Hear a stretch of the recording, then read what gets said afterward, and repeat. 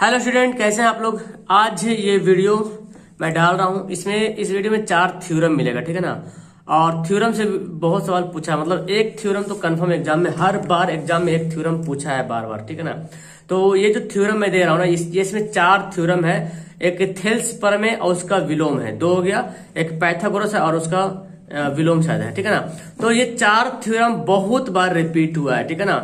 मुझे संभावना लग रहा है कि संभावित है कि ये प्रश्न ना एग्जाम में छप जाएगा। तो बस आप लोग इसको पढ़ लो। छपे या ना छपे, लेकिन बहुत संभावना है, बिकॉज बहुत बार रिपीट हुआ है, ठीक है ना।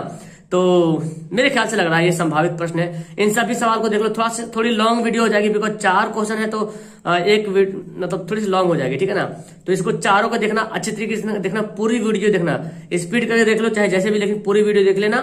और नहीं लिखा हुआ तो कॉपी पे छाप लेना, अपने से समझ लेना। ओके, चलिए देखते हैं वीडियो देखिए।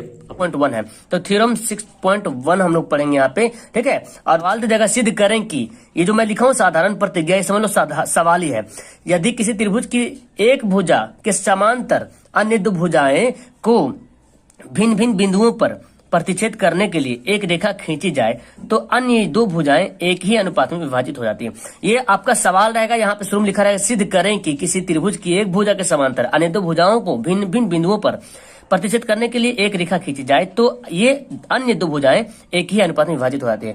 तो सवाल ये तो आपका दिया हुआ है। इसके बाद आपको क्या करना है, यहाँ पर लिखना पड़ेगा ये जो आंसर आप जो लिखेंगे यहाँ पे, है ना, जो आंसर लिखेंगे वहां पे आपको लिखना पड़ेगा विशेष प्रतिज्ञा। क्या लिखना पड़ेगा? विशेष प्रतिज्ञा। तो आप लिख लेते हैं विशेष प्रतिज्ञा, ये लिख लिए। विशेष प्रतिज्ञा में ही आपको ये जो सवाल बोल रहा है इसके लिए आपको फिगर बनाना पड़ेगा। तो किसी त्रिभुज बोल रहा तो पहले तो एक हमको त्रिभुज यहाँ पे ड्रॉ करना पड़ेगा।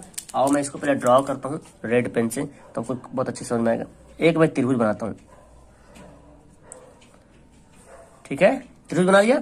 अब बोलता है क्या, किसी त्रिभुज की एक भुजा के समांतर, कोई भुजा ये भुजा हो या ये भुजा हो या ये भुजा हो, तो जो ढंग का बने वही बनाना हमको, ठीक है। एक भुजा मान लो ये है, ठीक है। ये नाम त्रिभुज का नाम भी दे दो, ए नाम का त्रिभुज, ए और बी सी नाम का त्रिभुज है, ठीक है।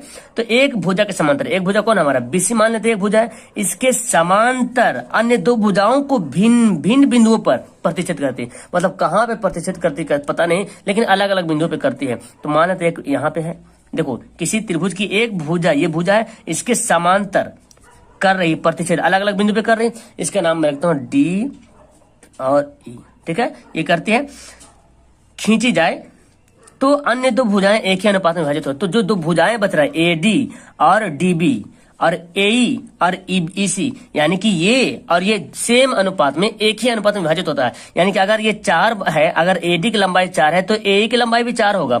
अगर डीबी की लंबाई 2 है तो ईसी की लंबाई भी 2 होता है। यही बोल रहा ना कि अन्य 2 भुजाएं एक ही अनुपात में विभाजित होती है। जो 2 भुजाएं हैं, ये भुजा और एसी भुजा, ए बी भुजा एसी भुजा, सेम अनुपात, एक ही अनुपात में विभाजित होती है। अगर 2 1 है तो यहाँ भी 2 1 होगा, 3 1 है तो यहाँ भी 3 1 होगा, 4 5 है तो यहाँ भी 4 5 होगा। आए समझ में? ये सवाल कहने का मतलब है। अगर यहाँ पे 8 है, एडी 8 है तो ये भी 8 ही होगा एई, और अगर डी बी 2 है तो ये भी 2 होगा। ऐसा में ये सवाल बोलता है। अब यहाँ पे जब विशेष प्रतिज्ञा करेंगे तो देखो सबसे पहले हमको क्या करना पड़ेगा, ये तो त्रिभुज आपको बनाना पड़ेगा। त्रिभुज बनाने के बाद आप पेंसिल से बनाए, एग्जाम में पेंसिल से बनाना। उसके बाद क्या करना, बी को ई से मिलाना, ठीक है। बी को ई से यहाँ पे मिलाएंगे तो डॉटेड लाइन से मिलाना। आप पेंसिल से बनाओगे डॉटेड लाइन से मिलाना है ना, डॉट लाइन से। और फिर यहाँ पे क्या करेंगे, एक त्रिभुज यहाँ पे बनाएंगे हम, एक यहाँ पे लंब डालेंगे और ई से यहाँ पे लंब डालेंगे और सबका नामकरण भी कर देंगे। इसका नाम मैं देता हूँ एन, या तो एम और एन, ठीक है। ये आपका जो यहाँ पे जो है ना, ये कौन बना, लंब डाला है, ठीक है, लंब डाला है। ओके, अब हम यहाँ पे कर लिए। अब इसके बाद हम क्या लिखेंगे, साधारण प्रतिज्ञा। जो मैं लिखूंगा एकदम वैसे ही आपको लिखना है, और कोई भारी नहीं है, आराम से। पहले क्या, माना कि एबीसी क्या है, एक त्रिभुज है। यहाँ पे लिखना पड़ेगा माना कि त्रिभुज ए बी सी में भुजा बीसी, देखो बीसी है, बीसी के समांतर डी खींचेंगे तो भुजा बीसी के समांतर, बीसी के समांतर डीई, ये जो डी है, ठीक है, डीई रेखा खींचा, ठीक है। और लिखें डी रेखा खींचा, जो क्या करता है, जो ए बी से डी, देखो ए बी से डी, जो ए बी से डी बिंदु पर, जो ए बी से डी बिंदु तथा एसी से ई बिंदु पर मिलते हैं, ई बिंदु पर मिलती है ना, ई बिंदु पर मिलती है, इतना आपको लिखना पड़ेगा। यानी कि माना कि जो ए बी सी त्रिभुज ए बी सी में भुजा बी सी के समांतर डी एक रेखा खींचा, और ये कहां पे मिलता है, ए बी से डी और ए सी से ई बिंदु पर मिलती है। तो सिद्ध हमको क्या करना है वो लिखना पड़ेगा। तो सिद्ध करना है कि, तो यहां पे लिखूंगा, तो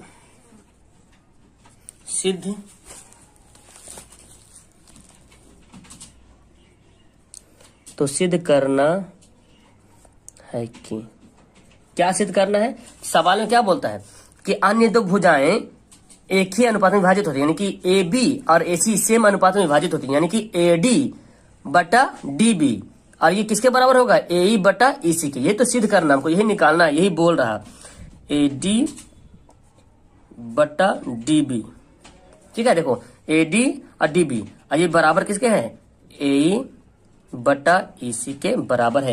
ये हमको सिद्ध करना, ये लाना हमको, ठीक है, इतना लाना पड़ेगा। तो इतना तो हम लिख दिए। उसके बाद अब करेंगे रचना। ये जो हम जो लिखे हैं ना, ये सब, ये रचना में ये सब लिखेंगे। जो हम यहाँ से ये लाइन खींच दें, ये लाइन खींच दें, यहाँ पे ये बीई को और डीसी को मिला दिए, ये रचना में करेंगे। तो यहाँ पर लिखेंगे, जिसके जस्ट सामने यहाँ पर लिखेंगे क्या, रचना लिखेंगे। रचना में क्या क्या रचे हैं उसको हमको यहाँ पे दिखा देना है। डी से देखो, डी से जो डी से डीएम और ई से ईएन है ना, क्या कहें, भुजा एसी पे एसी, ये एसी और एबी पे क्या कहें, लंब डाले, है ना। डी से डीएम, डी से डीएम और ई से ईएन, भुजा एसी और एबी पे क्या कहें, ये लंब डाले, 90 डिग्री यहाँ पे बनाए ना, तो लंब डालें। लंब क्यों डाल रहे हैं आपको भी पता चलेगा, क्योंकि त्रिभुज यहाँ पे बनाना पड़ेगा, एक त्रिभुज ये और एक त्रिभुज ये, यानी कि ये हमको निकालना पड़ेगा, एडी और डी भी निकालना पड़ेगा, और इधर से एई और ए सी निकालना पड़ेगा। तो पहले रचना लिख लेते हैं, डी से डीएम तथा ई से ईएन क्रमशः का मतलब एक मतलब मुतवातिर, इसको बोलते ना, पहले एक किए फिर उसके बाद किए। तो डी से डीएम और ई से ईएन क्रमशः भुजा एसी तथा एबी, देखो एसी तथा एबी पर लंब डाला, ठीक है, लंब डाला। उसके बाद फिर आप क्या बोलते हैं, और फिर हम क्या किए, बीई और डी को मिलाए, है ना। तो यहां पे लिख देंगे बीई तथा डीसी को मिलाया। तो ये सवाल मैं हाथ से इसलिए बता चुकी, ऐसे ही फिर समझ नहीं आता, इसलिए मैं कोशिश किया हूं कि हाथ से ही मैं आपको बताऊं तो सबसे ज्यादा बेहतर रहेगा। मिला दिए। अब आपको यहाँ पे प्रमाण करना पड़ेगा। क्या करना पड़ेगा, प्रमाण। इसी के जस्ट सामने, रचना के जस्ट सामने यहाँ पे लिखेंगे प्रमाण। अब देखो प्रमाण में क्या आपको करना पड़ेगा, यहाँ समझो। ये जो प्रमाण जो बोल रहा है, प्रमाण में हमको क्या करना पड़ेगा, यहाँ पे देखो तो त्रिभुज बना ए डी ई, एक त्रिभुज बना ए डी ई, ठीक है। और यहाँ पे बनेगा बी डी ई, एक त्रिभुज ये बनेगा बी डी ई। ये दोनों का क्षेत्रफल निकालेंगे। उसके बाद फिर दूसरा में करेंगे ए डी ई और फिर डी ई सी, एक इधर वाला, यानी कि इधर आधार लेना है। जैसे इसका जब बनाएंगे तो आधार इसका हो जाएगा और इसका ये आधार हो जाएगा, इधर बनाएंगे इसका ये आधार हो जाएगा, इसका ये आधार हो जाएगा। तो इस तरह से हमको बनाना पड़ेगा। तो पहले प्रमाण में क्या लिखेंगे, त्रिभुज ए डी ई का क्षेत्रफल निकालेंगे, ए डी ई का क्षेत्रफल लिखेंगे। प्रमाण में यहाँ पे लिखना है, एक मिनट, यहाँ पे लिखना पड़ेगा, प्रमाण लिखें, त्रिभुज ए डी ई का क्षेत्रफल। अब देखो क्षेत्रफल का फॉर्मूला क्या होता है जी, आप जानते हैं, त्रिभुज का क्षेत्रफल 1/2 गुना आधार गुना ऊंचाई, ये तो होता है फॉर्मूला। अब देखो जब ए डी ई निकालते हैं तो हमको क्या चाहिए, हमको एडी चाहिए ना, हमको क्या चाहिए यहाँ पे, हमको एडी चाहिए फिलहाल, एडी और यहाँ पे ई एन, देखो यहाँ पे ई एन, यहाँ समझो बहुत अच्छे तरीके से। तो हाफ तो लिख रहे हैं, आधार इसमें कौन बनेगा, आधार, ये जो त्रिभुज ए डी ई है तब इसमें हम आधार ये मानेंगे, कौन मानेंगे, ए डी क्या मानेंगे, आधार मानेंगे। और ऊंचाई क्या होगा, चूंकि ये लंब है ना तो ई एन क्या हो जाएगा, ई एन ई या ई एन जो बोलो, ये आपका क्या होगा, ऊंचाई हो गया। त्रिभुज ए डी ई के क्षेत्रफल में ए डी हो जाएगा आधार, और ये जो लंब है ना यही तो लंब है, त्रिभुज का लंब कैसे निकालते हैं, ये लंब है जो लंब डाले यहाँ पे। अब ये पता नहीं कि 90 डिग्री कितना है, पता नहीं, लेकिन हम यहाँ पे ये लंब डाले इसलिए 90 डिग्री ये बनता हमारा। तो ई एन हमारा होगा लंब, आधार गुना ऊंचाई जिसको बोलते हैं। तो यहाँ पे लिखेंगे ए, तो हमारा 1/2 तो हो गया। अब आधार कितना है, देखो आधार हमारा है एडी, है ना, एडी आधार हो गया, और ई एन क्या हो गया, ऊंचाई हो गया।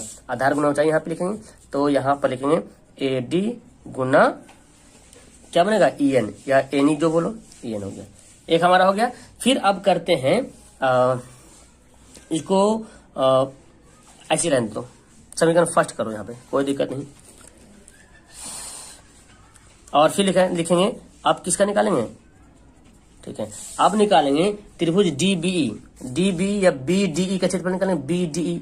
अब जब बीडीई का क्षेत्रफल निकालेंगे तो आधार क्या होगा हमारा, बीडी हो जाएगा, और ऊंचाई क्या होगा, ऊंचाई यहाँ पे क्या होगा, जब इसमें ऊंचाई निकालेंगे तो इसमें जो क्षेत्रफल बनेगा क्या बनेगा, देखो बी डी ई, ठीक है, बी डी ई का क्षेत्रफल निकालेंगे तो आधार हमारा तो डीबी हो जाएगा, और क्षेत्रफल यहाँ पे ऊंचाई जो होगा इस त्रिभुज के लिए वही हमारा जो ई एन जो यहाँ पे आ रहा है ना, ई एन हमारा यहाँ पे ऊंचाई के आसपास में दिखेगा। ओके, तो आप पूछोगे सर कि हमारा ये ई एन कैसे लंब हो जाएगा। तो देखो मैं आपको क्या बताया था कि लंब किस पे डाले, यहाँ पे देखो डी से डीएम और ई से एन, कहाँ पे, ए सी और ए बी पर लंब डाले, ए बी पर लंब डाले, मतलब ए बी पर लंब डाले। आप कहीं पे भी रहेगा तो ये लंब के काम करेगा, ई एन जो है लंब का ही काम करेंगे, यहाँ रहे चाहे यहाँ रहे, उससे कोई मतलब नहीं, क्योंकि ए बी रेखा पर लंब डालाया।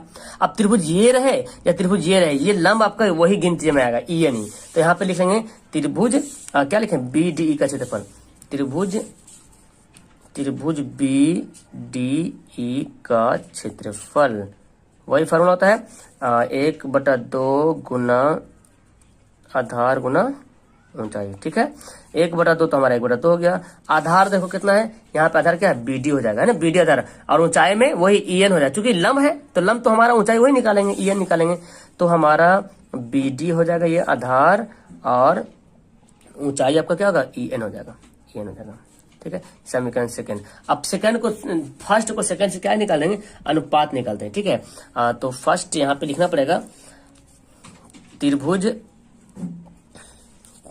यहाँ पे लिखेंगे त्रिभुज ए डी ई का क्षेत्रफल बटे, यहाँ पे फर्स्ट सेकंड नहीं लिखो तो बेहतर, कोई दिक्कत नहीं है, फर्स्ट सेकंड मत लिखो, लास्ट टाइम लिखना है यहाँ पे, फर्स्ट सेकंड यहाँ पे लिखो ही मत, जो बनेगा वो निकालना। ए डी ए का क्षेत्रफल यहाँ पे लिखिए इस तरह से करके, और त्रिभुज बी डी ई का, त्रिभुज बी डी ई का क्षेत्रफल, ठीक है, ये लिख दिए। अब देखो त्रिभुज ए डी ई का क्षेत्रफल कितना आया, हाफ इंटू ए डी और क्या है, ई एन आया, और यहाँ पे क्या आया, half into B D into E N आया, ठीक है। तो हाफ हाफ कट गया, ई एन कट गया, क्या बचा, ए डी और बटा बी डी, ये हमको निकालना था। इसको मानो समीकरण फर्स्ट, ठीक है, इसको समीकरण फर्स्ट मानो। अब सेम इसी तरह से फंडा अपनाना है किसमें, अब इसी तरह का फंडा निकालना है, ए डी ई क्षेत्रफल, त्रिभुज ए ई डी कर लेंगे और फिर ई सी डी कर लेंगे, ये दोनों का क्षेत्रफल निकालना पड़ेगा, ठीक है। तो आओ यहाँ पे इसको बनाते हैं, यहाँ पर पीछे बनाते हैं,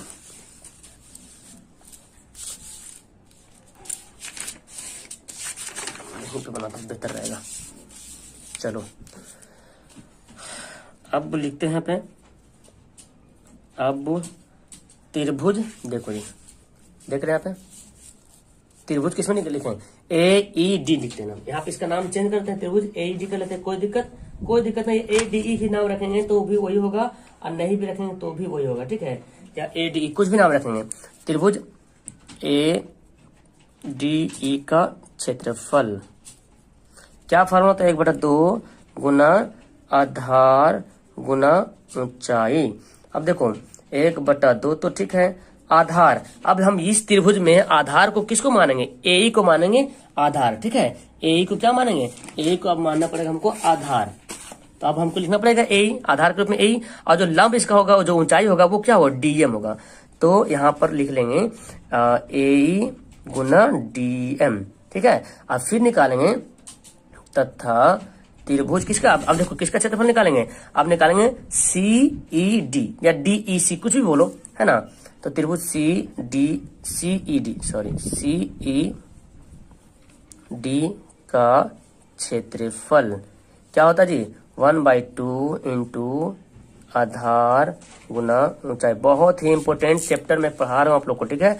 1/2 इंटू, देखो आधार इसमें क्या है, अब इसका आधार क्या हो जाएगा, EC हो जाएगा, है ना। इसका आधार क्या होगा, जाहिर सी बात है यहाँ पे आधार जो दिख रहा है आपको, यह इस त्रिभुज में EC दिख रहा, तो EC लिखेंगे यहाँ पे आधार। और ऊंचाई क्या होगा, सेम इसी तरह से इसमें ऊंचाई होता है EN, तो इसमें भी ऊंचाई क्या होगा, DM या MD जो बोलो, क्योंकि ये जो लंब है ना DM, ये AC पर लंब है, ना कि सिर्फ AE पर लंब है, AC पे पूरा पे लंब, इसलिए ऊंचाई इसका, इस त्रिभुज का ऊंचाई यही गिनती करेंगे, DM लिखो या MD लिखो, बात बराबर है ना।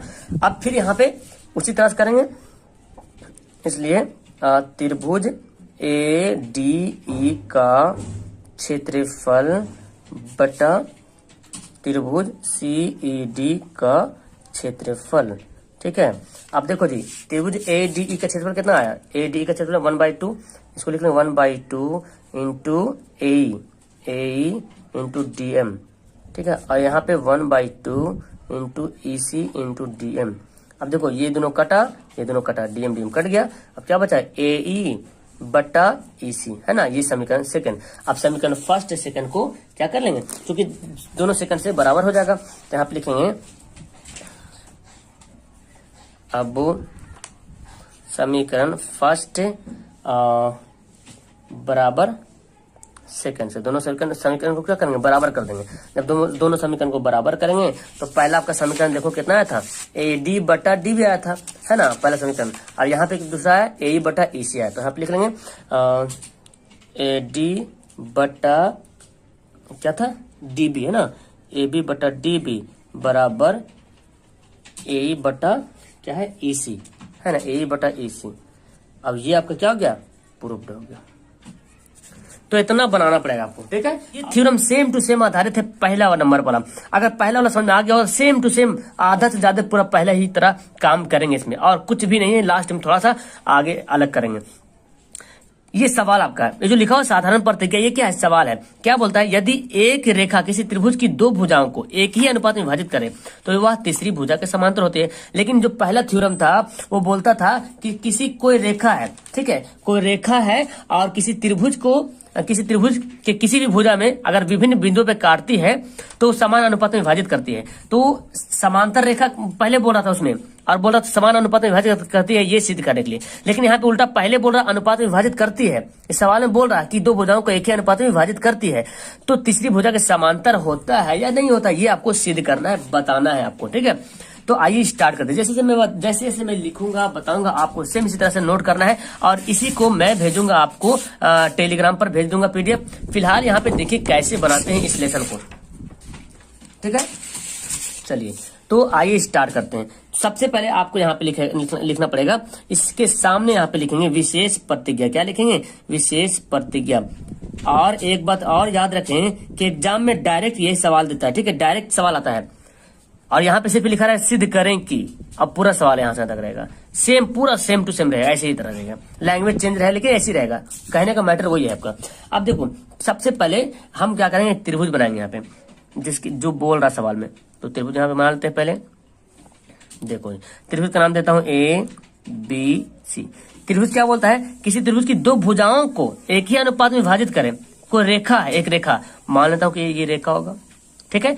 किसी त्रिभुज की यदि एक रेखा, किसी त्रिभुज की एक रेखा है, इसका नाम रखता है D और E, ठीक है। तो ये हो गया जो रेखा हो गया, तो जो DE है वो BC के क्या है, समांतर है। वो नहीं बोलता त्रिभुज की दो भुजाओं को एक ही अनुपात में विभाजित करते हैं। ये जो AB है और AC है, इन दोनों को समान अनुपात में विभाजित करते हैं। मतलब कि अगर ये AD 4 है तो AE भी 4 होगा, DB 2 है तो EC भी 2 होगा। आया समझ में, AD अगर 3 है तो AE भी 3 होगा, DB अगर 1 है तो EC भी 1 होगा, ये बोल रहा। तो बताना है कि ये जो रेखा है, ये जो डीई है, ये तो एबी और एसी को विभाजित कर दिया समान अनुपात में, लेकिन जो बोलता है वह तीसरी भुजा के समांतर होती है, ये आपको सिद्ध करना है कि बीसी समांतर ईडी हमको सिद्ध करके बताना पड़ेगा। ठीक है, तो पहले हम करते हैं, यहाँ पे जो जो दिया उसको पहले लिखते हैं। ठीक है, और जैसे लिखता हूं मैं आप भी उसी तरह लिखेंगे। ठीक है, कोई हार्ड नहीं है, बस यहाँ पे 2-3 बार रिवीजन करेंगे, आप अपना कॉपी पे नोट करके आराम से समझ में आएगा। तो सबसे पहले लिखेंगे माना कि रेखा डीई त्रिभुज ए बी सी की भुजाएं, त्रिभुज एबीसीडी की भुजाएं कौन कौन भुजाएं हैं? ए बी, देखो ए बी और ए सी, ए बी तथा ए सी से क्रमशः, देखो ए बी पे डी और ए सी पर ई है ना, क्रमशः डी तथा ई बिंदु पर, क्रमशः डी तथा ई बिंदु पर क्या करते हैं? इस प्रकार मिलते हैं कि, इस प्रकार मिलती है कि क्या होता है? तो डायरेक्ट बोलता कि ये जो रेखा एडी और डीबी है ये आपस में समान अनुपात में है ना, इस प्रकार मिलता है कि एडी बाई डीबी और ए बाई ई सी, ये क्या होता है? ये नहीं बोल रहा सवाल में, इस दोनों एक ही अनुपात में विभाजित होती है। हम इसको लिखे हैं इस प्रकार मिलता है कि एडी बटा डीबी, एडी और डीबी बराबर किसके? ए बटा ई सी, ये दोनों आपस में क्या है? बराबर, ये बोला मिलता है। तो सिद्ध क्या करना है? तो अब यहाँ पे लिखना है, तो सिद्ध करना है कि, ये लिखना बहुत जरूरी है। ठीक है, तो सिद्ध करना है कि, क्या सिद्ध करना है?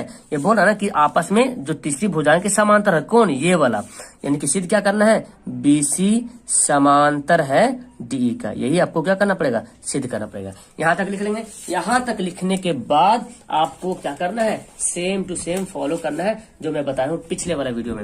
तो पहले यहाँ पे करेंगे रचना, इस त्रिभुज में कुछ रचना करेंगे। तो यहाँ पर आप इसके जस्ट सामने, यहाँ पे है ना, दिख रहा आपको, यहाँ पे जस्ट सामने लिखेंगे रचना।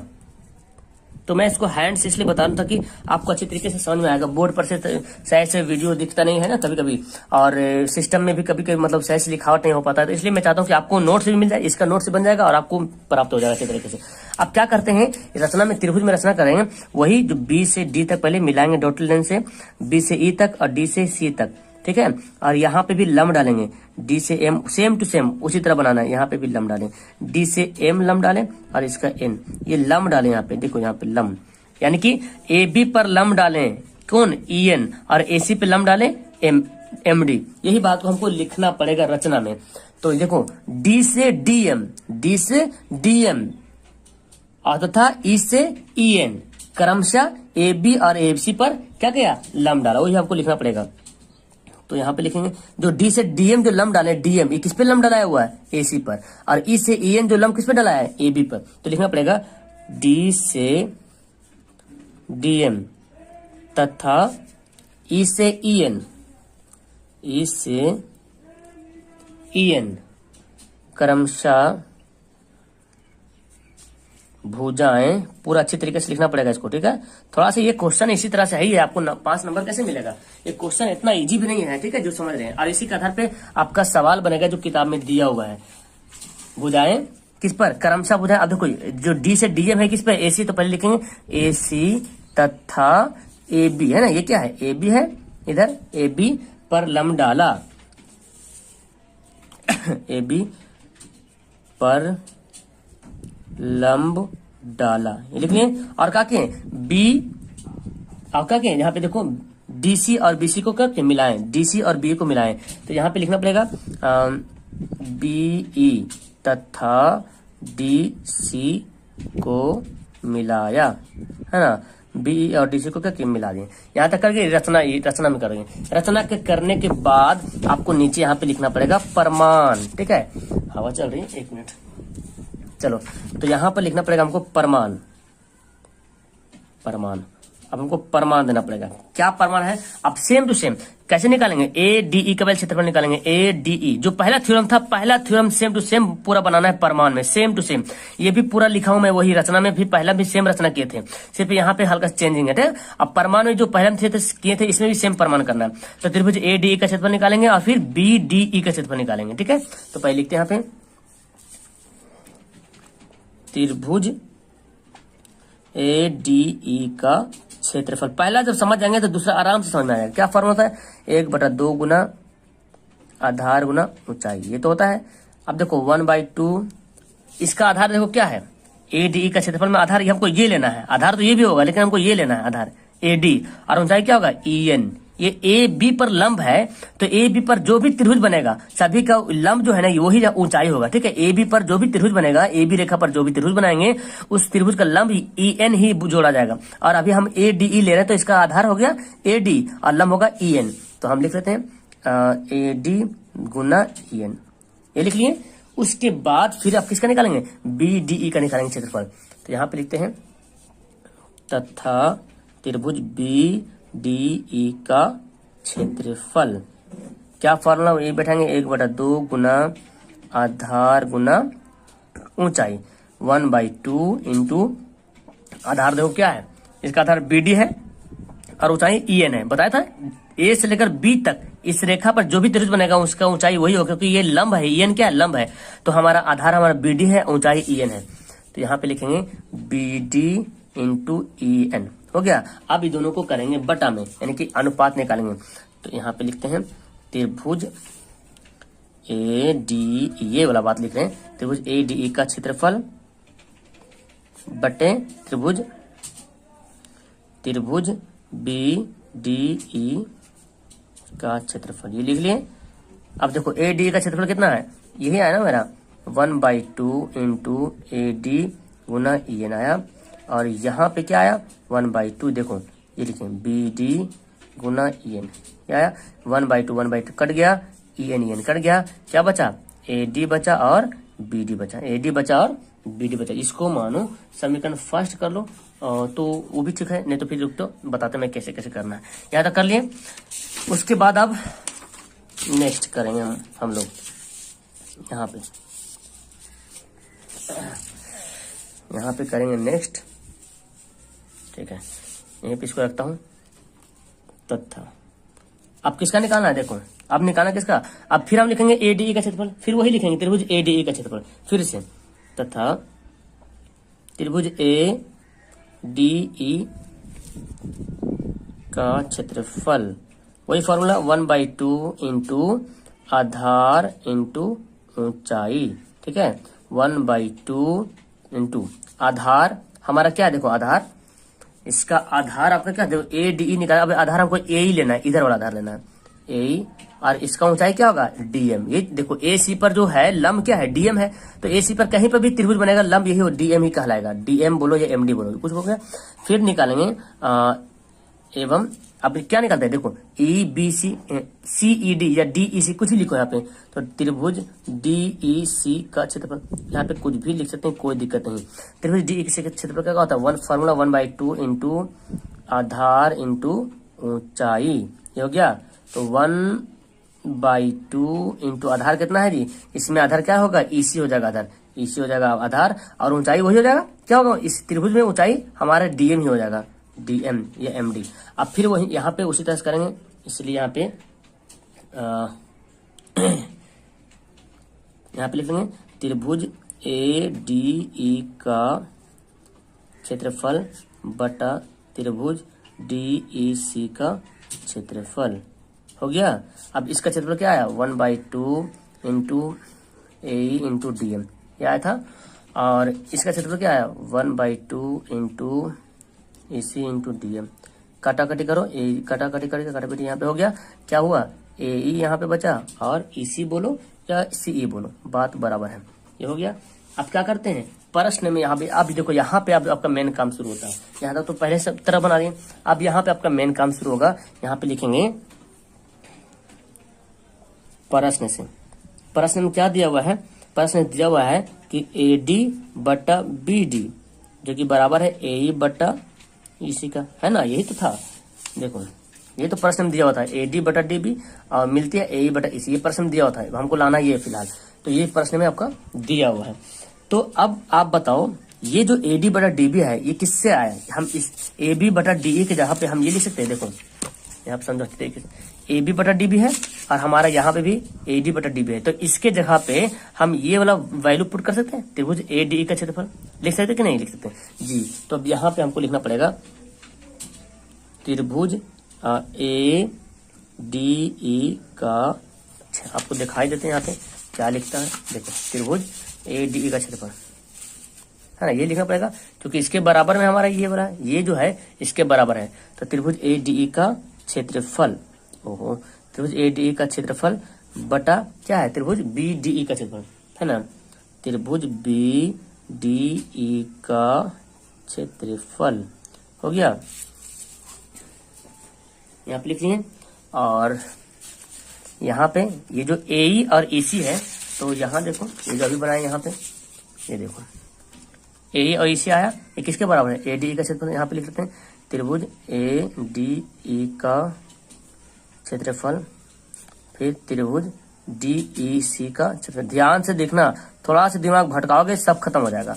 अब यहाँ पे जब देख लिए तो देखो ADE मिल रहा, चाहो तो इसको काट दिया, कट गया, कट जब जाएगा यहाँ पे तो इसका मतलब अब क्या बचा, ये दोनों बचेगा, इसको इधर लाओ इसको इधर ले जाओ, गुना करो, इसके ऊपर में 1 बचा, इधर 1 बचा, तो इधर इसको 1 से गुना करे तो यही बचेगा, इसको भी 1 से गुना करे यही बचेगा। तो यहाँ पे लिखिए त्रिभुज BDE का क्षेत्रफल बराबर है त्रिभुज DEC का क्षेत्रफल। यहाँ तक लिखे, यहाँ तक लिखने के बाद अब आपको थोड़ा सा एक लाइन लिखना पड़ेगा जिससे आपको पता चलेगा। देखो अब BDE का क्षेत्रफल, BDE कहाँ पे है, BDE का क्षेत्रफल किसके बराबर है, DEC का, DEC यानी कि ये आपस में क्या है, ये क्षेत्रफल, ये BDE ये क्षेत्रफल और DEC ये क्षेत्रफल आपस में क्या है, बराबर है ना, बराबर हो गया। तो जब बराबर है दोनों क्षेत्रफल तो अब यहाँ पे अब आपको एक लाइन लिखना पड़ेगा। देखो मैं जो लिखता हूँ उसको समझो, यहाँ लिखना पड़ेगा साथ ही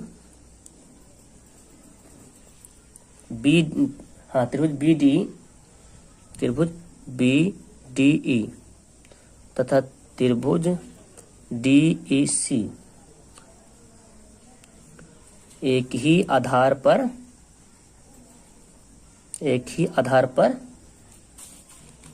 DE के देखो ये जो है त्रिभुज BDE और EDC एक ही आधार क्या आपका है, यही आधार है, ये जो आधार आपका है, जो त्रिभुज किससे बना, ये आधार देखो DBE या BDE करो तो इसका ये अगर ये लेते हैं आधार तो आपका ये आधार मिलता है। और यहाँ पे देखो ECD या DEC बोलो तो इसका भी आधार, ये दोनों आधार सेम हो रहा, तो दोनों त्रिभुज का आधार वही आ रहा, DE आ रहा। तो यहाँ पे लिखेंगे साथ ही त्रिभुज BDE तथा त्रिभुज DEC एक ही आधार पर DE के एक ही और क्या है, स्थित है। तो जब ऐसा कंडीशन है तो इसलिए यहाँ पर जो BC जो है समांतर हो जाएगा DE का, BC DE के क्या होगा, समांतर हो जाएगा आपका, ये क्या हो गया, प्रूव्ड हो गया। यही आपको निकालने के लिए बोल रहा है, यानी कि ये जो त्रिभुज BDE था और DEC, अब जाहिर सी बात इस त्रिभुज का यही आधार है, इस त्रिभुज का भी यही आधार है और एक ही आधार पे इन दोनों जो है आधार इसी पे स्थित है। इसका मतलब ये जो रेखा है और ये जो त्रिभुज आ रहा है, ये जो देखो ये जो रेखा आ रहा है ये, और इधर से जब निकाल तो ये इस त्रिभुज का भी यही आ रहा और इस त्रिभुज का भी यही आ रहा, मतलब ये जो लाइन है BD के क्या है, BC के क्या है, DE जो BC के क्या है, समांतर है। तो वहां पे लिख दें BC DE के क्या है, समांतर है, BC समांतर है DC का। अब हमारा यहाँ पे पूरा हो गया, BC DE के क्या हो गया, समांतर हो गया। तो इस तरह से आपका यहाँ पे थ्योरम नंबर 2 फिनिश हो जाता है। अब थ्योरम के आधार पे तो सवाल रहता ही रहता है, लेकिन आपको डायरेक्ट थ्योरम ही सवाल रहता है, लिखा रहता है क्या कि सिद्ध करें कि, यहाँ पे लिखा रहेगा सिद्ध करें कि एक समकोण त्रिभुज में कर्ण का वर्ग शेष दो भुजाओं के वर्गों के योगफल के बराबर होता है। इस थ्योरम का नाम है पाइथागोरस थ्योरम। क्या नाम है, पाइथागोरस थ्योरम। मैं यहाँ पे लिख देता हूं पाइथागोरस प्रमेय, है ना, पाइथागोरस प्रमेय भी इसका नाम है। और इस पाइथागोरस का दो प्रमेय है, एक तो ये हो गया, एक तो पाइथागोरस का विलोम आता है, पाइथागोरस के विलोम, पाइथागोरस प्रमेय के विलोम होता है। तो पहले इसको पढ़ लेंगे थ्योरम नंबर 8, उसका थ्योरम नंबर 9 में पढ़ेंगे उसको। तो फिलहाल अभी हम लोग 6.8 पढ़ने वाले हैं और बहुत अच्छे तरीके से मैं आपको अंडरस्टैंड कराऊंगा। तो आपको ध्यान से देखना है, ठीक है। जब आप थ्योरम को पढ़ रहे हो तो बहुत सतर्क रहना पड़ेगा, माइंड को एक जगह कंसंट्रेट करके देखना पड़ेगा। आइए सबसे पहले यहाँ पे क्या करते हैं, यहाँ पे लिखेंगे हम लोग विशेष प्रतिज्ञा। क्या लिखेंगे? विशेष प्रतिज्ञा। इसी फॉर्मेट में आपको बनाना है, ठीक है। इसी फॉर्मेट में आपको बनाना है, तब लगेगा हाँ एक सटीक आंसर आ रहा है। तो सटीक आंसर बनाना है। इसको लिखने के बाद सबसे पहले तो आप बनाओ एक समकोण त्रिभुज बनाओ पहले, है ना। समकोण त्रिभुज हमको बनाना पड़ेगा। तो समकोण त्रिभुज यहाँ पे बनाते हैं 90 डिग्री वाला, ठीक है। यहाँ से हो गया एक समकोण त्रिभुज। इसका नाम देता हूं मैं ABC, नाम दे दिया।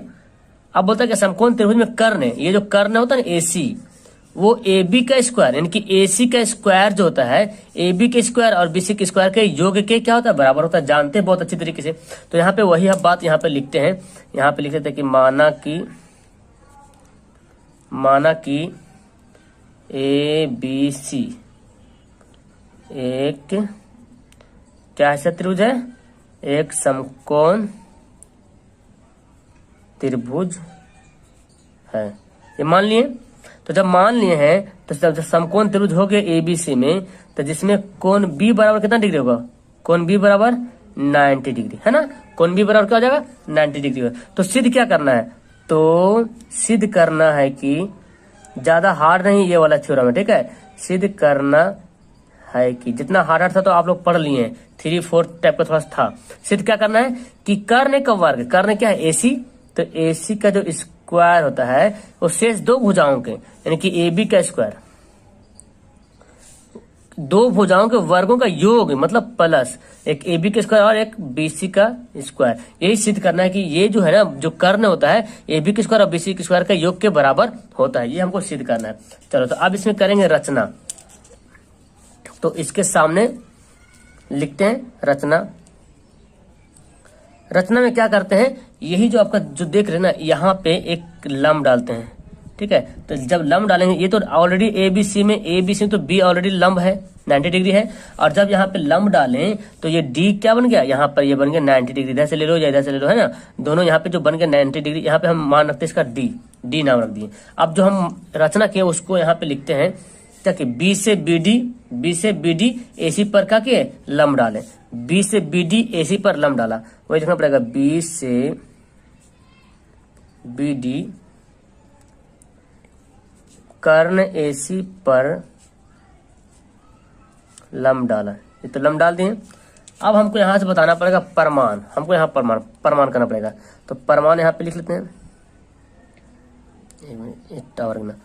परमाण।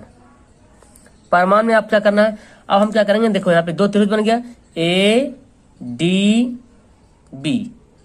और ABC में। इससे पहले जो 7 नंबर थ्योरम पढ़े थे इसी के आधार पे था, इसी तरह उसमें भी था, बना हुआ था। उसमें मतलब क्या कर रहे थे? समरूपता सिद्ध कर रहे थे कि ADB और BDC समरूप है कि नहीं, और ADB और ABC समरूप है कि नहीं, और BDC और ABC समरूप है कि नहीं। ये तीनों हम लोग सिद्ध किए थे। लेकिन यहाँ पे हमको क्या करना है? ये सिद्ध करना कि इसका जो स्क्वायर होता है, इसका स्क्वायर के बराबर होता है। तो पहले ADB त्रिभुज लेते हैं और फिर ABC में लेते हैं।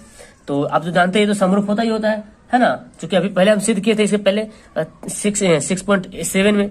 तो वही लिखते हैं त्रिभुज ADB में, त्रिभुज ADB तथा त्रिभुज ADB तथा त्रिभुज ABC में समरूप पहले सिद्ध कर लेंगे। इसको समरूप पहले दिखा देंगे समरूप होता कि नहीं होता है। तो क्या उसमें क्या क्या दिख रहा है? देखो वही कंडीशन यहाँ पे आ रहा।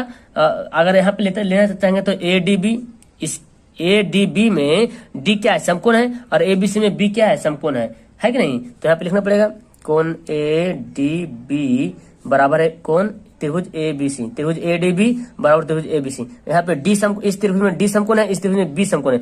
बराबर कितना डिग्री है? 90 डिग्री है, ठीक है। फिर आपको फिर क्या दिख रहा है कि उभयनिष्ठ इसमें कौन है, मतलब कॉमन कौन है? ABC में A कॉमन हो रहा और BAD में A कॉमन हो रहा है ना। देखो BAD में A आ रहा और ABC में भी A आ रहा। तो आप लिख लेंगे त्रिभुज BAD ए डी जो बराबर है बी ए सी, बीच में से देखो ए आ रहा कि नहीं आ रहा, ये क्या है, उभयनिष्ठ है, ठीक है, उभयनिष्ठ मतलब कॉमन है, उभयनिष्ठ बोले तो कॉमन है। तो शेष क्या बच गया, शेष कौन त्रिभुज बचा इसमें, अब देखो हमको डी तो निकाल लिए, ए डी बी में डी पता कर लिए, ए पता कर लिया, अब क्या बचा, बी बचा, तो ए बी डी लिख सकते हैं, जी लिख सकते हैं आराम से। शेष कौन, ए बी डी किसके बराबर है, शेष त्रिभुज किसके बराबर है, ए बी सी। तो यहाँ पे ए तो पता चल गया हमको, बी पता चल गया, क्या पता करना, सी पता चलना है, तो ए बी सी ऐसे भी लिख दो, ए बी सी यही पता चल रहा, या तो ए सी बी भी लिख सकते हैं ना, ए सी बी वही लिख दो, ए सी बी है ना, ज्यादा बेहतर रहेगा। अच्छा यहाँ पे जो लिखे हैं उभयनिष्ठ है, तो ये तो ठीक था, और 90 डिग्री कहाँ गया, ये तो ठीक है, ए बी सी 90 डिग्री, तो यहाँ पे ए सी बी लिखो, ए सी बी है ना, ए सी बी ये हो गया। देखो डी ए बी, अरे हमने देखो डी कौन डी कौन ए कौन बी लिखा गया, कौन बी ए सी लिखा गया, तीनों कौन लिखा गया, तो ये तीनों कौन आपका आपस में मिल रहा, तो क्या होगा, कौन कौन समरूपता से होगा, है ना, इससे पहले बनाया था याद होगा आपको, कौन कौन समरूपता से, कौन कौन समरूपता से, तो कौन कौन समरूपता से क्या हो गया, त्रिभुज ए डी बी, ये ए डी बी और बी ए बी सी क्या है, समरूप है, ए डी बी त्रिभुज और त्रिभुज ए बी सी क्या है, समरूप है। अब जब समरूप हो गया है, इसका मतलब ये हो कि ए बी जो ए बी है, देखो ए डी बी जब त्रिभुज लेते हैं तो ए डी बी में कौन सा कर्ण होता है, ए बी होता है, और ए बी में कौन सा कर्ण है, ए सी कर्ण है, तो ए बी बटा ए सी हो जाएगा, होगा कि नहीं होगा, तो यहाँ पे लिखेंगे ए बी बटा ए सी, ठीक है। और फिर ए डी, देखो ए डी ये क्या आधार है, और यहाँ आधार क्या है, ए बी सी, और यहाँ देखा जाए तो आधार क्या मिल रहा है, ए बी मिल रहा है, देखो ए डी बी में ये हम लिए आधार, और यहाँ जब लेंगे तो ए बी आधार लेंगे, ए बी सी में ए बी आधार लेंगे, तो ए डी बटा ए बी ये हो गया। अब हम इसको क्या करेंगे, देखो ए बी से गुना करेंगे, ए बी से गुना करेंगे तो क्या होगा, ए बी का स्क्वायर हो जाएगा, और इसको गुना करो तो A C into A D, इसको समीकरण बना लो फर्स्ट। अब इसी प्रकार बीडीसी करेंगे, बीडीसी और एबीसी में, है ना, बीडीसी और एडीसी में करेंगे, तो आप जान रहे हैं अभी इससे पहले बनाए, तो जब इसी तरह करेंगे बीडीसी और एबीसी में करेंगे तो यही कौन आएगा, इस तरह बनेगा, समरूप हो जाएगा। तो यहाँ पे हम डायरेक्ट लिख लेंगे इसी प्रकार, उसको बनाने की जरूरत नहीं, लिख लेंगे इसी प्रकार त्रिभुज बीडीसी तथा त्रिभुज ए बी सी समरूप है, होगा कि नहीं। इसी प्रकार जब करें तो दोनों आपस में क्या हो जाएगा, समरूप हो जाएगा। अब जब दोनों आपस में समरूप हो जाएगा तो हम उसको क्या करेंगे, हम यहाँ पे लिख सकते हैं बीसी बटा एसी। देखो अब ये जब त्रिभुज जाएंगे तो बीसी, देखो बीडीसी में कर्ण कौन, बीसी होता है, और एबीसी में कर्ण कौन होता है, एसी होता है, तो यहाँ पे लिखेंगे बीसी, इसलिए बीसी बटा एसी हो गया। और फिर डीसी बटा बीसी, देखो इसमें डीसी लेंगे और इसमें क्या लेंगे, बीसी लेंगे, डीसी बटा बीसी। अब देखो जी बीसी को बीसी से गुना करेंगे तो क्या होगा, बीसी स्क्वायर और एसी इंटू डीसी, समीकरण इसको क्या करेंगे, सेकंड करेंगे। अब समीकरण सेकंड और थर्ड को जोड़ देंगे तो ए बी स्क्वायर आ गया, बीसी स्क्वायर आ गया। अब ये दोनों को क्या करेंगे, जोड़ देंगे। यहाँ पे लिखते हैं पीछे में, समीकरण फर्स्ट जोड़ सेकंड से, फर्स्ट को सेकंड से जोड़ देंगे, यानी कि ए बी का स्क्वायर तो आ जाएगा और बीसी का स्क्वायर आ जाएगा। देखो जी यहाँ देखो ए बी का स्क्वायर, और यानी कि इधर वाला बाएं साइड के साथ जुड़ेगा, ये वाला इसके साथ जुड़ेगा, ठीक है। तो ए बी स्क्वायर जोड़ दिए, और A C into D C, A C into D C ये लिखना पड़ेगा। तो यहाँ पे लिखते हैं A C into D C plus A C into D C है, sorry A C into A D है, A C into A C, A C into A D, A C into D C, तो A C into A D है, sorry A C into A D है, और A C into D C है ना, ए C into D C है।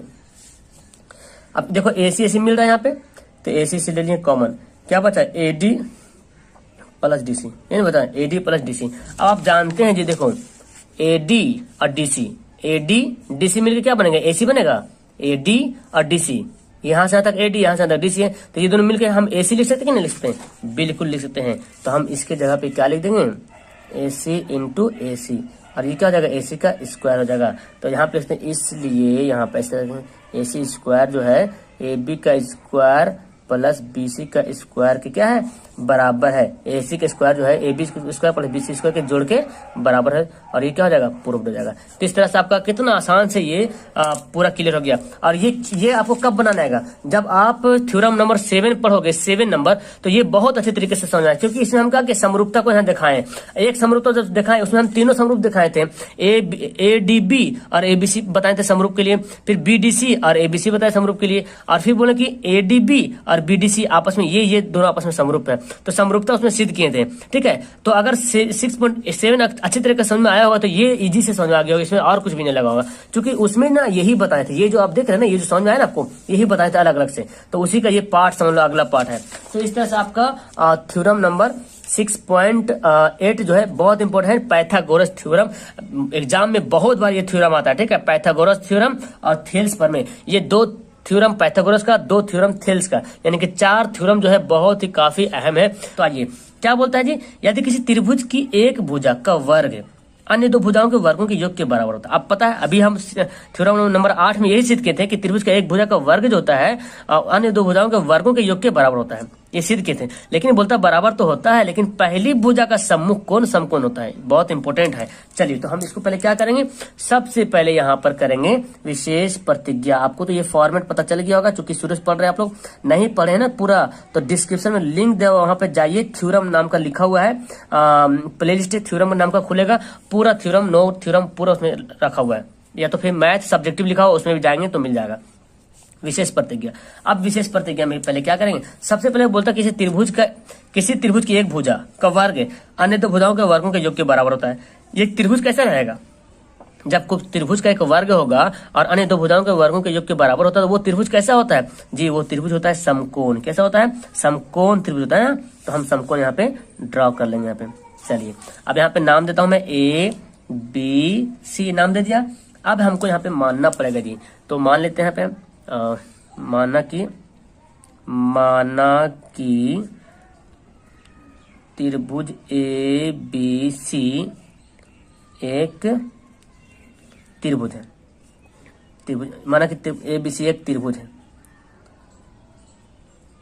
ठीक है, तो त्रिभुज माने हैं, तो जिसमें क्या दिया हुआ है, जब जो त्रिभुज बनाए ABC उसमें क्या दिया हुआ है कि वर्गों के भुजाओं का, त्रिभुज के एक भुजा का वर्ग यानी कि AC का, इसमें जो है AC का स्क्वायर जो है AB का स्क्वायर प्लस BC के स्क्वायर के बराबर है, ये बोलता है ना। ये तो शुरू में हम लोग बनाए, इसको सिद्ध भी किए थे। तो इसमें ये दिया हुआ, हम जो माने ना ये त्रिभुज, इसमें ये सब दिया हुआ है। चूंकि हम माने एक त्रिभुज है तो पहले बोल दिया ये त्रिभुज एक त्रिभुज ऐसा हो जो इस रूल को फॉलो करता हो, इस रूल को फॉलो करा दिया यहाँ पे।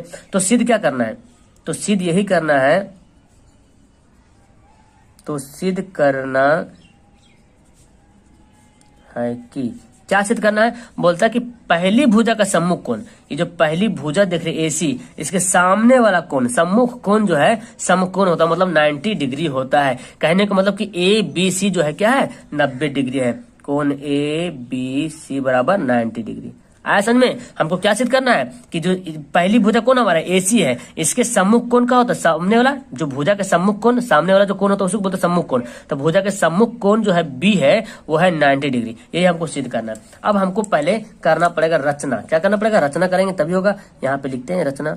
अब रचना क्या करना पड़ेगा, इसी त्रिभुज के बगल में एक और त्रिभुज का निर्माण करना पड़ेगा हमको यहाँ पर। तो यहाँ पे एक इस तरह समकोण त्रिभुज का निर्माण कर लेते हैं। यहाँ पे बन गया, यहाँ पे मिला देंगे। ठीक है, इसका नाम रख देता हूं मैं DE और F, ये 2 त्रिभुज हो गया। और यहाँ पे एक तो जान रहे हैं 90 डिग्री। अब जो हम यहाँ पे निर्माण किया उसको लिखते हैं। यहाँ पे हम लिख लेते हैं कि क्या लिखते हैं, यहाँ पे देखो त्रिभुज DEF का निर्माण किया है ना, बनाया हम लोग। निर्माण इस प्रकार किया कि, अच्छा इस प्रकार लिखेंगे, इस प्रकार किया कि, या इस तरह किया कि, जो भी लिखें, इस प्रकार किया कि। कैसे किए हैं कि कोण A जो है कोण D के, सॉरी भुजा जो DE जो भुजा है वो AB के बराबर है, और जो EF भुजा है वो BC के बराबर है। तो यहाँ पे लिख लेंगे DE जो है आपस में AB के क्या है बराबर है, और EF जो है वो क्या है BC के बराबर है। और इसमें जो ये जो हम कोण दिए 90 डिग्री, और यहाँ पे लिख लेंगे कोण DEF जो है कितना है 90 डिग्री। यहाँ पे तथा लिखे तथा त्रिभुज एक कोण एबीसी डीईएफ क्या है 90 डिग्री। यहाँ तक हम इसको रचना किए। अब रचना किए तो अब यहाँ पे करेंगे क्या, प्रमाण। क्या कर देंगे, प्रमाण। तो अब हम रचना में कर दिए हैं कि डीईएफ को बना दिए 90 डिग्री, समकोण बना दिए। अब समकोण बना दिए हैं तो उसमें तो ये रूल फॉलो करेगा इसके हिसाब से डीएफ का स्क्वायर बराबर डीई का स्क्वायर प्लस ईएफ का स्क्वायर तो फॉलो करेगा, क्योंकि समकोण बन गए तो फॉलो तो करना ही करना है। वो करने का स्क्वायर जो है बाकी दो भुजाओं के स्क्वायर के जोड़ के बराबर होता है। तो ये हमको यहाँ पे लिखना पड़ेगा प्रमाण में त्रिभुज डीईएफ में, त्रिभुज डीएफ में। तो डीएफ में क्या होता है कि कोण डीईएफ जो है 90 डिग्री है। जब 90 डिग्री है तो पाइथागोरस, यहाँ पे लिखूंगे 1 मिनट, तो पाइथागोरस प्रमेय से, ये बहुत आने वाला है ये वाला सवाल, प्रमेय से क्या होता है कि डीएफ का स्क्वायर डीई का स्क्वायर प्लस ईएफ का स्क्वायर होगा। पाइथागोरस प्रमेय तो यही बोलता है कि डीएफ का स्क्वायर बराबर होता है डीई का स्क्वायर प्लस ईएफ, देख रहा है ना ईएफ, तो ईएफ का स्क्वायर। ये तो हो गया है ना, यहाँ तो हम लोग कर लिए। जब यहाँ पे कर लिए हैं तो अभी हमने क्या माना कि डीई जो है AB के बराबर है, ईएफ जो है BC के बराबर है, यही ना माने। देखो डीई जो है AB के बराबर है, ईएफ जो BC के बराबर है, ये माने। तो अब यहाँ पे लिखते हैं DF का स्क्वायर, डीई की जगह पे हम AB लिख सकते हैं क्या, क्योंकि अभी तो बताए हैं रचना में क्या है, बराबर है। तो यहाँ पे लिखते हैं, यहाँ पे क्या लिखते हैं AB का स्क्वायर, और जो ईएफ है इसके जगह पे क्या है BC लिख सकते हैं, क्योंकि अभी हम तुरंत लिखे कि ईएफ जो है BC के बराबर होता है। तो ये दोनों आपस में बराबर होता है, इसके जगह पे हम इसको भी डाल सकते हैं, कोई दिक्कत नहीं। तो यहाँ पे लिखते हैं BC का स्क्वायर। अच्छा ये कहाँ से लाए हम, ये BC AB कहाँ से लिए, तो हम लिख दें यहाँ पे रचना से DE बराबर AB और EF बराबर BC, तब क्लियर हो जाएगा कि हाँ हम कहाँ से लिखे हैं। ठीक है, यहाँ तक समझ आ गया। किंतु दिया हुआ क्या है, देखो किंतु दिया हुआ है कि क्या दिया हुआ है जी, कि AC का स्क्वायर बराबर होता है AB का स्क्वायर प्लस BC का स्क्वायर, यही तो दिया हुआ है। तो यहाँ पे लिखते हैं किंतु दिया हुआ कि AC का स्क्वायर बराबर है AB का स्क्वायर प्लस BC का स्क्वायर, ये क्या है दिया हुआ है। अब यहाँ पे पता चल गया कि AB का स्क्वायर और BC का स्क्वायर दिया हुआ किसके बराबर में, AC के स्क्वायर में। तो यहाँ पे तो देखो ये जो हम लाए ना अभी, हम AB के स्क्वायर प्लस BC स्क्वायर, यहाँ भी देख रहे हैं आई किसके बराबर है, DF के बराबर है कि नहीं, DF के बराबर। तो क्या हम इसके जगह पे DF लिख सकते हैं, क्यों नहीं लिख सकते यार, आराम से, क्यों नहीं, इसके जगह पे हम लिख सकते हैं DF का स्क्वायर, क्योंकि अभी हम यहाँ पे लिखे हैं दिया हुआ क्या है, ये दिया हुआ है, तो इसके जगह पे हम इसको डाल सकते हैं, यही तो है हमारा AB का स्क्वायर प्लस BC स्क्वायर। इसके जगह पे हम क्या लिख दिए, DF का स्क्वायर लिख दिए। तो DF का स्क्वायर यहाँ पे लिख दिए हैं, तो स्क्वायर स्क्वायर काट दो, कर सकते हैं स्क्वायर काट दिए, तो हम इसको लिखते हैं DF बराबर AC, ऐसे लिख दिए। अब ये हमारा समीकरण बन जाता है फर्स्ट। अब ज्यादा लंबा नहीं जाने वाला है, आप क्या करेंगे DEF और ABC त्रिभुज निकालते हैं, DEF और ABC में बनाते हैं। यहाँ पे लिखना पड़ेगा, अब त्रिभुज DEF तथा त्रिभुज ABC में हो गया। इसमें क्या है, इसमें क्या भी रचना से पता किए कि DE जो है AB के बराबर है, EF जो है BC के बराबर है ना। और समीकरण फर्स्ट में अभी क्या निकाले, DF जो AC के बराबर है। समीकरण जब फर्स्ट बनाया तो DF जो है AC के बराबर भी हो गया। अभी तक तो हम लोग जान रहे थे कि EF जो है BC के बराबर है, DE AB के बराबर है, लेकिन जब समीकरण जब बनाए यहाँ पे तो DF जो है AC के बराबर भी हो गया, यानी कि इसका भी कर्ण इसका भी कर्ण आपस में क्या हो गया, बराबर हो गया। तो वही बात हम लोग लिखने वाले यहाँ पर है कि DE बराबर AB, EF बराबर BC और AC DF बराबर AC, यही बात हम यहाँ पे लिखने वाले हैं। DE बराबर AB, ये कहां से आया, तो ये आया रचना से, है कि नहीं, रचना में था ना, देखो ये तो रचना में था, कहाँ गया रचना, देखो यहाँ पे रचना है, रचना में हम ये दोनों बोले बराबर होगा, ये भी दोनों बोले बराबर होगा, तो रचना से लिख लिए। और फिर आपको यहाँ पे एक और है EF बराबर AC, ये भी कहां से आया, रचना से। आप लोग अच्छे से लिखना, ठीक है, रचना से। और फिर आपका अभी समीकरण फर्स्ट है, क्या निकाले कि DF जो है किसके बराबर है, AC के बराबर है। दोनों AC कैसे आएगा, नहीं ये BC है आपका, BC। EF जो है BC के बराबर है और DF जो है AC के बराबर, कहां से आया, देखो DF जो है AC के बराबर, समीकरण फर्स्ट से। तो यहाँ पे लिखेंगे समीकरण फर्स्ट से, हो गया, यहाँ तक लिख लिए। अब जब यहाँ पे लिख लिए तो तीनों भुजा आपस में क्या हो गया, बराबर हो गया, ये भुजा भी बराबर हो गया, ये भुजा बराबर हो गया, ये भुजा बराबर हो गया, तीनों भुजाएं आपस में बराबर हो गया। तो अभिगृहित जो बनेगा, तो अभिगृहित एस एस एस है ना, साइड साइड साइड, यानी कि भुजा भुजा भुजा।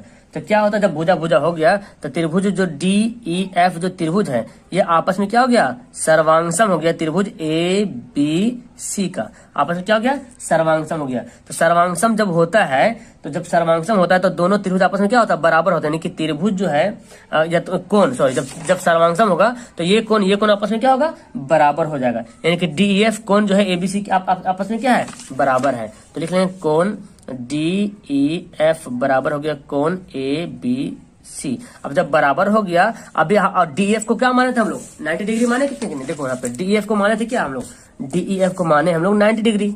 अब जब ये डी ई एफ जो है एबीसी के बराबर हो गया, इसका मतलब जो ये है वही ये है ना जी, जो ये है वही ये है। तो यहाँ पे लिख लेंगे इसलिए कोण ए बी सी बराबर 90 डिग्री है ना, एबीसी बराबर 90 डिग्री। और ये आपका क्या हो गया, प्रूव्ड हो गया। तो यहाँ पे आपको ज्यादा मतलब कुछ करना नहीं था, जो पाइथागोरस जो थ्योरम था उसी के आधार पे इसको बनाना था, ठीक है। तो पाइथागोरस का जो पहला थ्योरम था उसी के आधार पे इसको बनाए हैं। और यहाँ पे देखो बस कुछ नहीं, यहाँ पे एक रचना किए हैं और इसके आधार पे इसको बनाया गया है। और रचना में जो जो किए हैं आप यहाँ पे देख सकते हैं कि A B D F A B के बराबर किए हैं, ई एफ बी सी बराबर किए। और ये जो ई है ये आपका 90 डिग्री था, है ना, 90 डिग्री था। जब इसको बनाए हैं तो कर्ण भी बराबर हो गया, ए सी और डी एफ। देखो बनाए तो ए सी और डी एफ आपस में क्या हो गया, देखो हो गया ना बराबर, ए सी डी एफ बराबर हो गया। अब इसी को हम लोग यहाँ पे जब किए हैं तो दोनों त्रिभुज में तीनों भुजाएं आपस में क्या हो गया, बराबर हो गया। तो तीनों भुजा जब बराबर होता है तो अभिगृहित एस एस यानी कि साइड साइड साइड से क्या होता है, दोनों त्रिभुज सर्वांगसम होता है। जब त्रिभुज जब सर्वांगसम होगी तो उनके कोण भी आपस में क्या होंगे, बराबर हो जाएंगे। तो जब डी एफ को माने थे 90 डिग्री तो ये भी हो गया 90 डिग्री, ऑलरेडी पहले से हो जाएगा। तो इस तरह से आपका बताइए। Okay, that's all, thank you everyone, have a nice day.